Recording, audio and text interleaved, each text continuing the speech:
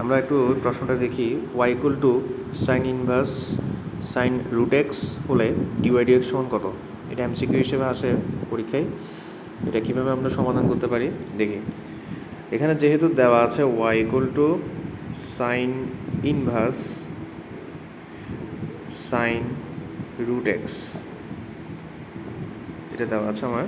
তো এটাকে প্রথমে এটাকে ডিওয়াই/ডিএক্স করলাম, মানে অন্তরীকরণ করতে হলে আমরা যদি এটাকে অন্তরীকরণ করি, যেটা আমাদেরকে বের করতে বলছে, তো সাইন ইনভার্সকে করলে কি হয়? সূত্র অনুযায়ী 1/√1 মাইনাস এক্স স্কোয়ার। তো এখানে এক্স হচ্ছে, যেহেতু সাইন ইনভার্স, এটাকে মনে মনে এক্স ধরতে হবে আমার, সাইন রুট এক্সকে পুরোটাকে মনে মনে এক্স ধরে আমরা যদি করি তাহলে 1/√1 মাইনাস এক্স স্কোয়ার। তো এক্স স্কোয়ার করলে কী হয়? সাইন স্কোয়ার রুট এক্স, ওকে, ইন্টু আমরা জানি যেটাকে এক্স ধরে করতে হয় সেটাকে পুনরায় অন্তরীকরণ করতে হয়। তাহলে ইন্টুর পরে হবে d x sine root x,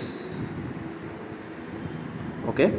এবার নেক্সট আমরা পাচ্ছি 1/√, যেহেতু এটা √1 মাইনাস সাইন স্কোয়ার এক্স, আমি এটাকে লিখতে পারি √cos square x, √cos square root x into আমরা জানি সাইন রুট এক্সকে ডিফারেন্সিয়েশন করলে কস রুট এক্স হয়। সেমভাবে যেহেতু এখানে রুট এক্সটা ধরে করতে হয়েছে, মানে sine root x, sine x করলে কস এক্স হয়, তো রুট এক্সকে আবার করতে হবে।